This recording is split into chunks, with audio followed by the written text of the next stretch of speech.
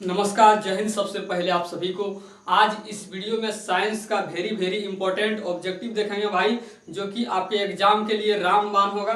तो बिना समय गवाए हुए स्टार्ट करते हैं। जय हिंद। सबसे पहला और इम्पोर्टेंट सवाल है आपके सामने भाई, वायुमंडल में नाइट्रोजन की मात्रा कितनी होती है। सबसे पहला और इम्पोर्टेंट सवाल है, वायुमंडल में नाइट्रोजन की मात्रा कितनी होती है। तो भाई बताइए, वायुमंडल में नाइट्रोजन की मात्रा कितनी होती है। आपका ए नंबर 20%, 50%, 78%, 0.3%। तो भाई आपका वायुमंडल में नाइट्रोजन की जो मात्रा होती है 78% है। वायुमंडल में नाइट्रोजन की मात्रा कितना है, तो 78% होती है। कितना होती है, 78%। अब इसमें कुछ बातों को देखेंगे भाई, जो कि इसके अलावे भी आपके सामने एग्जाम में क्वेश्चन बन सकता है। वायु क्या है, तो बताइए भाई वायु क्या है। तो वायु भाई आपका एक मिश्रण है। क्या है भाई, मिश्रण। मिश्रण किसे कहते हैं, दो या दो से अधिक पदार्थों को किसी भी अनुपात में मिला देना मिश्रण कहलाता है। दो या दो से अधिक पदार्थ को किसी भी अनुपात में मिला देना। तो आपका वायु यानी हवा में जो है बहुत सारे गैसें मिला हुआ रहता है, इसलिए वायु क्या है आपका भाई एक मिश्रण है। क्या है, मिश्रण है। वायु आपका बताइए किसका मिश्रण है, तो गैसों का मिश्रण है। वायु आपका बताइए भाई किसका मिश्रण है, तो गैसों का मिश्रण है। अब नेक्स्ट सवाल बन सकता है आपके सामने, जो आपके क्वेश्चन है ये नहीं देकर हल्का हल्का सवाल कभी एग्जाम में दे देते हैं भाई, तो ध्यान दीजिएगा आप। वायुमंडल में बताइए भाई सबसे अधिक कौन सी गैस होती है। आपने बताइए भाई आप कि वायुमंडल में सबसे अधिक गैस कौन सी होती है। तो भाई वायुमंडल में सबसे अधिक गैस आपका नाइट्रोजन होता है। कौन सबसे अधिक गैस कौन सी होती है, नाइट्रोजन होती है। कौन सी होती है, नाइट्रोजन वायुमंडल में। अब बताइए नेक्स्ट बातें आपसे पूछ रहे हैं भाई कि ओजोन परत से मतलब जो ओजोन परत को मतलब जो ओजोन परत जो है, ओजोन परत की बचत हमें मतलब जो है हानिकारक पराबैंगनी किरण से कौन बचाते हैं। हमें जो है भाई हानिकारक पराबैंगनी किरण से कौन बचाते हैं, ओजोन परत बचाते हैं। कौन बचाते हैं भाई, हानिकारक पराबैंगनी किरण से ओजोन परत बचाते हैं। अगर ये ओजोन परत नहीं रहती है तो ये आपका हानिकारक पराबैंगनी किरण हमारी सीधी आंख पर आती है और कई तरह की बीमारियां उत्पन्न कर सकती थी। तो हमें ओजोन परत से कौन बचाती है, तो आपका और जो आपका हानिकारक पराबैंगनी किरण से कौन बचाती है भाई, तो ओजोन परत बचाती है। कौन बचाती है, ओजोन परत। अब बताइए भाई वायुमंडल में ऑक्सीजन की मात्रा कितना है। तो वायुमंडल में भाई ऑक्सीजन का मात्रा 21% है। कितना, 21%। और कार्बन डाइऑक्साइड CO2 की मात्रा कितना है भाई, तो 0.03% होती है आपका। चलिए अब नेक्स्ट बातें बताइए, मंडल कितने होते हैं। तो मंडल 5 होते हैं। मंडल कितने होते हैं भाई, 5। आपका बताइए भाई आपका जो है ओजोन परत किस मंडल में है। ओजोन परत बताइए भाई किस मंडल में होता है, तो आपका मध्य मंडल में होता है। किस मंडल में होता है, मध्य मंडल में। अब दूसरे सवाल की ओर बढ़ते हैं। दूसरा सवाल आपके सामने है, निम्न में किसे रासायनिक दूत कहा जाता है। निम्न में किसे रासायनिक दूत कहा जाता है। निम्न में किसे रासायनिक दूत कहा जाता है आपका। तो रासायनिक दूत किसे कहा जाता है भाई, तो हार्मोन को कहा जाता है। किसे कहा जाता है, हार्मोन। Option number D. अगला आपका इसी में कुछ पॉइंट को देखेंगे भाई। बताइए आप लोग कि पिट्यूटरी ग्रंथि से कौन सा हार्मोन निकलता है। अगर जानते हैं कोई भाई तो कमेंट में बताइएगा। पिट्यूटरी ग्रंथि से कौन सा हार्मोन निकलता है भाई, तो वृद्धि हार्मोन निकलता है। कौन सा हार्मोन निकलता है, वृद्धि हार्मोन निकलता है। अब बताइए नेक्स्ट बातें भाई, ऑक्सिन कैसा हार्मोन है। तो ऑक्सिन भाई बता देना चाहेंगे ये आपका एक पादप हार्मोन है, क्योंकि पेड़ पौधे में जो हार्मोन पाया जाता है उसे हम कहते हैं पादप हार्मोन, और ये ऑक्सिन जो हार्मोन है पेड़ पौधा में पाया जाता है। तो ऑक्सिन कैसा हार्मोन है मेरे भाई, तो आपका एक पादप हार्मोन है। अगला बताइए कौन सा मतलब जो है हार्मोन गैस के रूप में पाया जाता है। कौन सा हार्मोन गैस के रूप में होता है, तो एथिलीन। कौन सा भाई, एथिलीन आपका गैस के रूप में होता है। एस्ट्रोजन बताइए भाई कैसा हार्मोन है, तो एस्ट्रोजन भाई आपका एक पुलिंग हार्मोन है, क्योंकि ये हार्मोन पुरुष में पाया जाता है।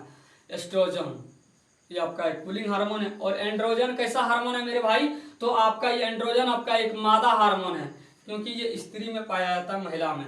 अब चलिए नेक्स्ट बात है, इसी क्वेश्चन से कुछ पॉइंट समझते हैं।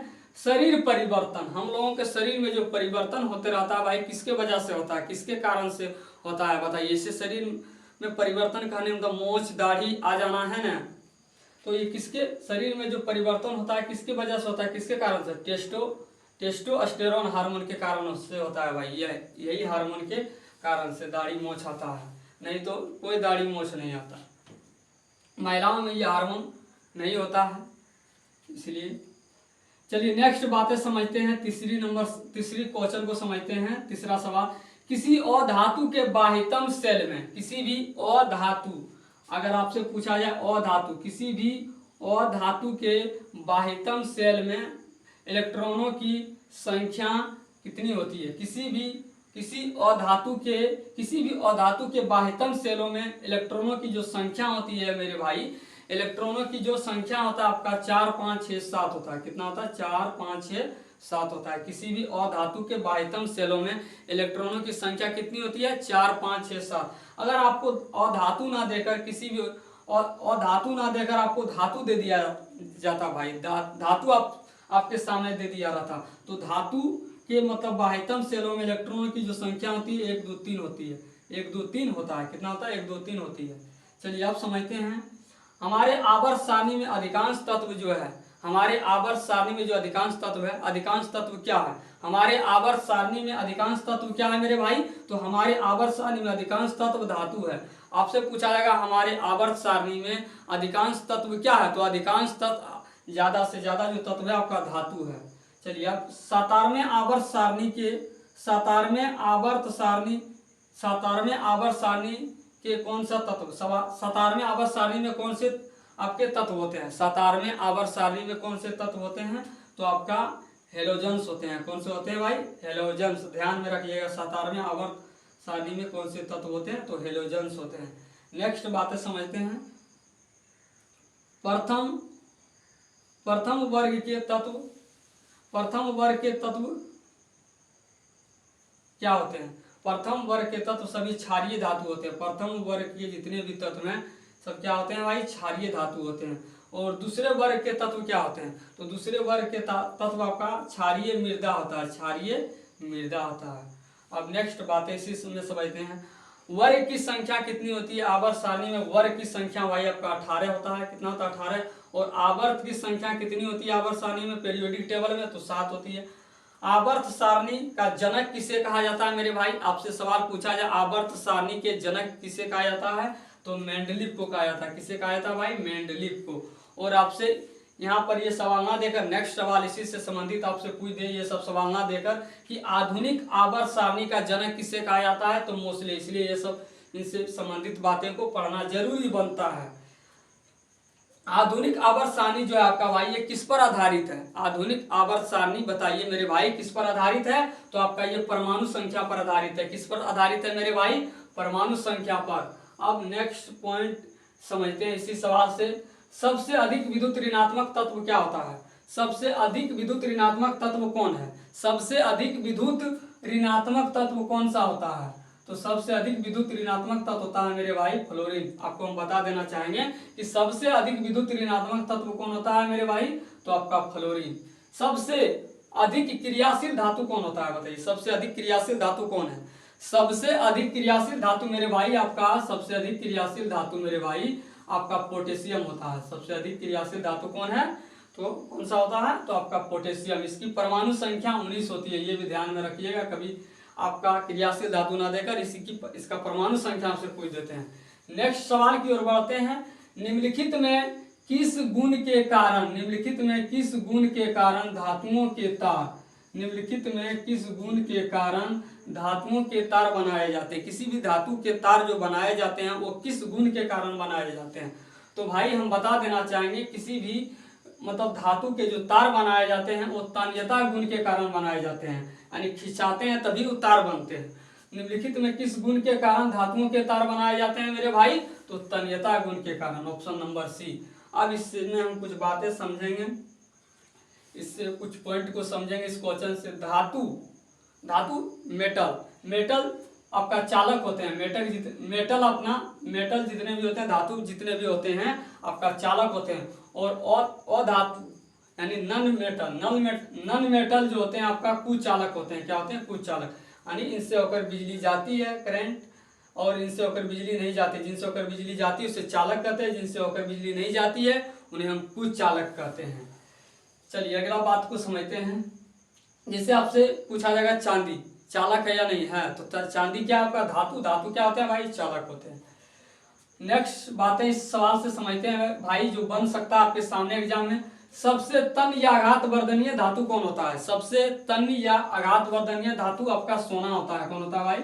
सोना होता है। नेक्स्ट बातें समझते हैं। विद्युत और उष्मा का सबसे अच्छा चालक कौन होता है? विद्युत और उष्मा का सबसे अच्छा चालक कौन होता है मेरे भाई?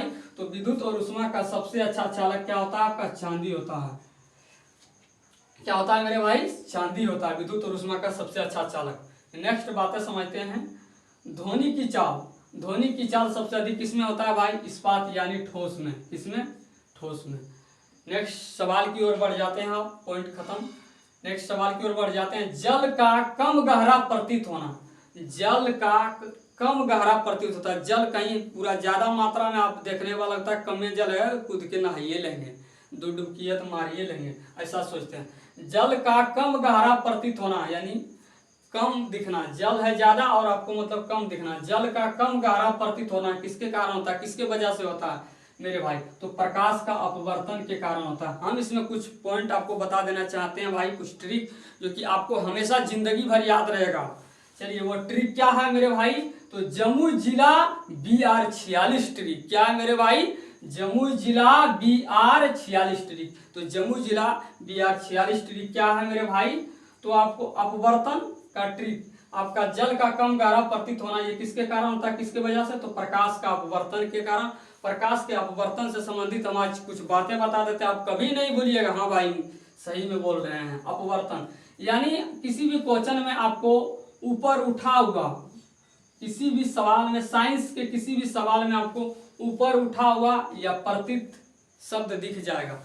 साइंस के किसी भी क्वेश्चन में आपको ऊपर उठा हुआ या प्रतीत शब्द दिख जाएगा तो आपका आंसर प्रकाश का अपवर्तन हो जाएगा। क्या हो जाएगा? उस आपका वो आंसर क्या हो जाएगा? उसका प्रकाश का अपवर्तन। तो क्या भाई ये आसान है कि नहीं? किसी भी क्वेश्चन में आपको ऊपर उठा हुआ या प्रतीत शब्द दिख जाएगा तो उसका आंसर हो जाएगा प्रकाश का अपवर्तन। जैसे हम एग्जाम्पल उदाहरण लिए हैं, पानी में डूबा सिक्का ऊपर उठा हुआ। देखिए ऊपर उठा हुआ शब्द इस क्वेश्चन में दिख गया।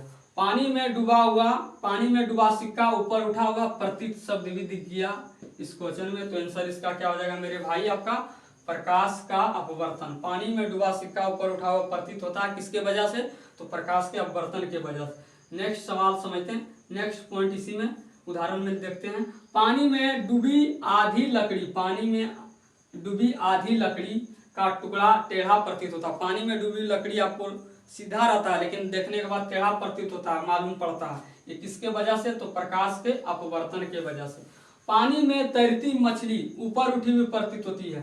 पानी में मछली नीचे तैर रही है, आदमी के डर से ऊपर में तैरेगी, लेकिन क्या होता है? ऊपर उठी हुई प्रतीत होती है। तो ये ऊपर उठा हुआ शब्द या प्रतीत शब्द आपको दिख जाएगा। तो सारे क्वेश्चन का आंसर सवाल का हो जाएगा आपका प्रकाश का अपवर्तन। तारों का टिमटिमाना प्रतीत होना, ये किसके वजह से होता है? तो मेरे भाई प्रकाश के अपवर्तन। क्या आपको भाई समझ आया ये ट्रिक? चलिए समझ आया होगा, आशा करते हैं, आई होप। नेक्स्ट सवाल की ओर बढ़ते हैं। ग्लोबल वार्मिंग के लिए उत्तरदायी गैस कौन सा है? ये बहुत ही इंपॉर्टेंट सवाल है भाई, आपके एग्जाम में 2025 में ये बन सकता है, सीधे आ सकता है एग्जाम में किसी भी पाली में। पहला आपका हम क्या बोले भाई सवाल? ग्लोबल वार्मिंग के लिए उत्तरदायी गैस कौन सा है? तो ग्लोबल वार्मिंग के लिए मेरे भाई उत्तरदायी गैस आपका CO2 है, ऑप्शन नंबर बी। चलिए अब नेक्स्ट पॉइंट इसमें समझते हैं इस सवाल से। आवारा तत्व, सबसे आवारा तत्व किसे कहा जाता है भाई? या आवारा गैस किसे कहा जाता है? या आवारा तत्व किसे कहा जाता है? तो हीलियम को कहा जाता है। किसे कहा जाता है मेरे भाई? आवारा तत्व या आवारा गैस? तो हीलियम को कहा जाता है। सबसे हल्का गैस बताइए कौन सा होता है? तो सबसे हल्का गैस मेरे भाई हाइड्रोजन होता है, आपको बता देना चाहेंगे। अगला नेक्स्ट पॉइंट समझेंगे। भारी, सबसे भारी गैस कौन सा होता है? तो मेरे भाई सबसे भारी गैस आपका रेडॉन होता है। सबसे भारी गैस कौन सा होता है मेरे भाई? रेडॉन, ध्यान में रखिएगा। बल्ब में कौन सा गैस होता है? तो बल्ब में मेरे भाई आर्गन गैस होता है। कौन सा गैस होता है? आर्गन गैस होता है। गुब्बारे में बताइए भाई कौन सा गैस होता है? गुब्बारे में आपका जो भरा गैस होता है गुब्बारे में कौन सा गैस होता है, तो आपका हीलियम होता है। कौन सा गैस होता है मेरे भाई, हीलियम। चिप्स के पैकेट में कौन सा गैस होता है भाई, तो नाइट्रोजन। कौन सा गैस होता है, नाइट्रोजन। इसे देखते हैं, चिप्स का पैकेट फुला हुआ रहेगा, 4 गो रहेगा, उसमें बस फुले हुए नजर आएगा, बच्चा में पूरा। अगला नेक्स्ट बात समझते हैं, उससे देखकर हंसने लगते हैं, खुश हो जाते हैं बच्चे। हंसाने वाली गैस का बताइए कौन सी गैस मतलब हंसाने वाली गैस कौन सी होती है, हंसाने वाली गैस कौन सी होती है, तो आपका नाइट्रस ऑक्साइड। ये गैस को अगर किसी भी व्यक्ति पर छिड़क दिया जाएगा तो हंसते रहेगा। तो क्या भाई आप सभी को समझ आया? अगर मेरी वीडियो अच्छा लगा आप लोगों को लगे कि भाई हम अच्छे पढ़ाते हैं, तो आप जो भी भाई भटके हुए हैं आप यहाँ तक शेयर उन्हें कीजिए, और वीडियो को ज़्यादा से ज़्यादा आप सभी शेयर कीजिए व्हाट्सएप टेलीग्राम ग्रुप में, ताकि सब भाई के पास ये वीडियो पहुँच सके। तब तक के लिए सभी भाई को जय हिंद, मिलते हैं नेक्स्ट वीडियो में।